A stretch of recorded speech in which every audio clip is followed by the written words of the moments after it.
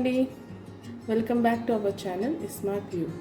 ఈరోజు మనం గంగవాయిలాకుతో వేపుడు కూర చూద్దాం.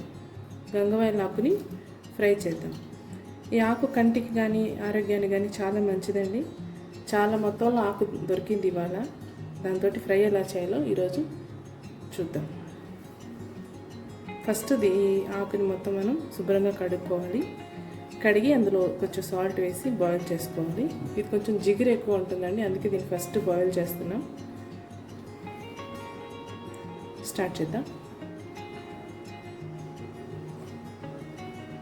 ఒక 2 టైమ్స్ శుభ్రంగా వాటర్ వేసి వాష్ చేసి పెట్టుకున్నానండి.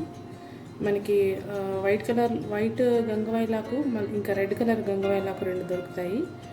తోటకూర మనకి ఎలా దొరుకుతుందో 2 టైప్స్లో ఇది కూడా అలా దొరుకుతుంది. లక్కీగా 2 రకాలు ఒకటేసారి దొరికాయి నాకు. సో పప్పు అయితే మనం ఎక్కువ తినలేము.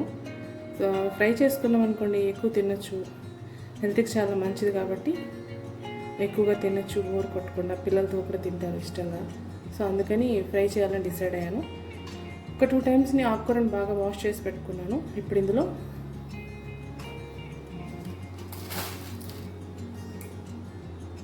½ టేబుల్ స్పూను రాళ్ళ ఉప్పు అండి,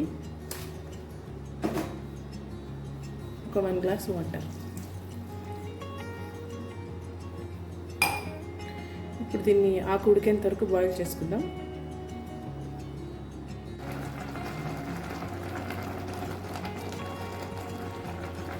బాగా ఉడకాలండి ఆకు. బాగా ఉడికిన తర్వాత మనం దీన్ని పోపు పెట్టుకోవాల్సి ఉంటుంది.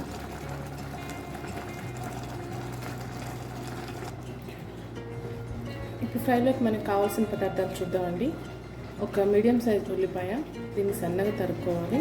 2 పచ్చిమిర్చి, పోపు దినుసులు, కరివేపాకు, 5 వెల్లుల్లిపాయలు తొక్కు తీసినవి, ఉప్పు తగినంత, ధనియాల పొడి ఒక 1 టేబుల్ స్పూన్, ఒక ½ టీ స్పూన్ పసుపు.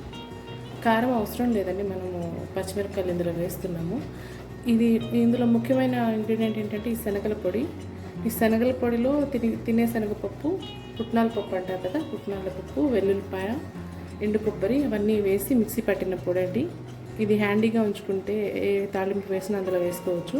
దీని తయారీ విధానం నేను మీకు ఒక వేరే వీడియోలో చేసి చూపిస్తాను.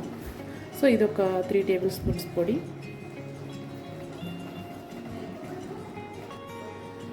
సో ఉల్లిపాయలు తరిగేసుకున్నానండి. నెక్స్ట్ పోపు పెట్టేద్దాం, ఫ్రై చేసేద్దాం. కడాయి వేడైంది, అందులో ఒక 3 టేబుల్ స్పూన్ ఆయిల్ వేసాను.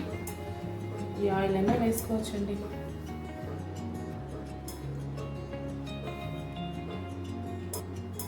ఇప్పుడు ఇందులో పోపు దినుసులు,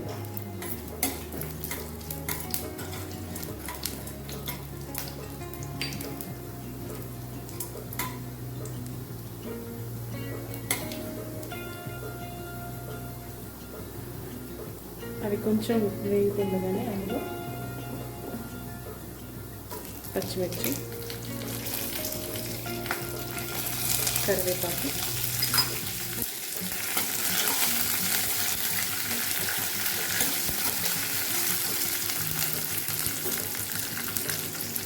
వెల్లుల్లి,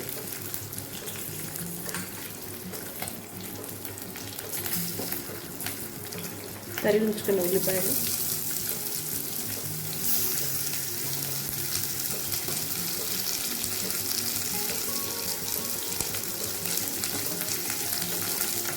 కొంచెం సాల్ట్,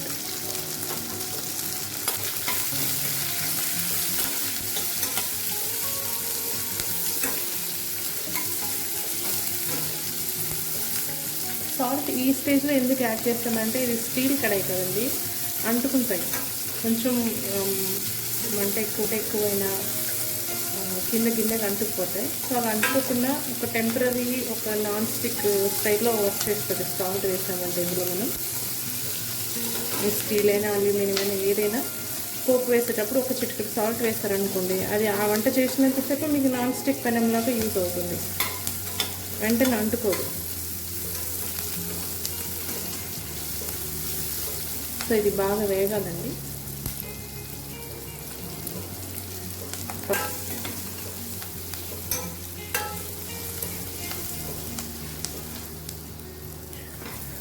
ఉల్లిపాయలు వేగిపోయాయండి. ఈ స్టేజ్లో ఆకుకూర అందులో కలుపుదాం.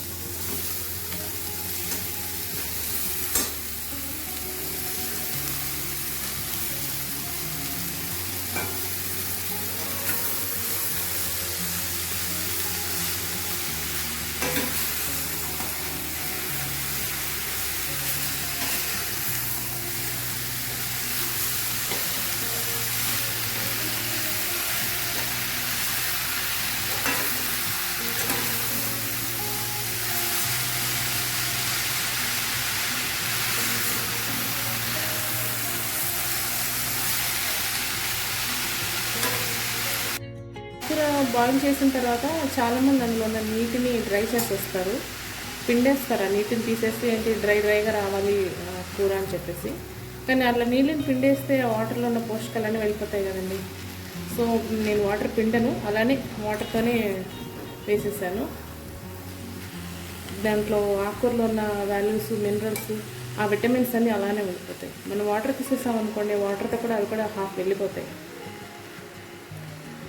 కాసేపు మగ్గనిచ్చిన తర్వాత కాసేపు మూత పెట్టి మగ్గనిద్దాము. కొంచెం వేగిందండి. ఈ స్టేజ్లో కొంచెం ఒక హాఫ్ టేబుల్ స్పూన్ ధనియాల పొడి వేద్దాం.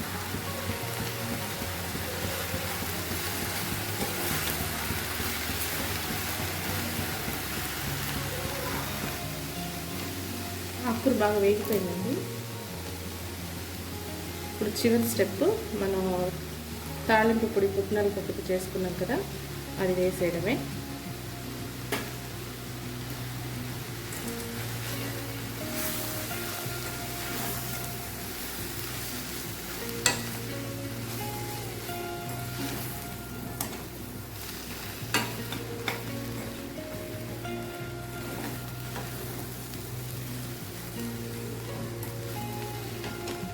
ఒక 1 minute 2 minutes అలా వేయించి ఆపేసారంటే రెడీ అండి.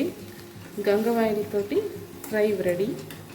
ఈ ఫ్రై మనం పప్పుతో పాటు కానీ, సాంబార్తో పాటు, రసంతో పాటు నంచుకుంటే బాగుంటుంది.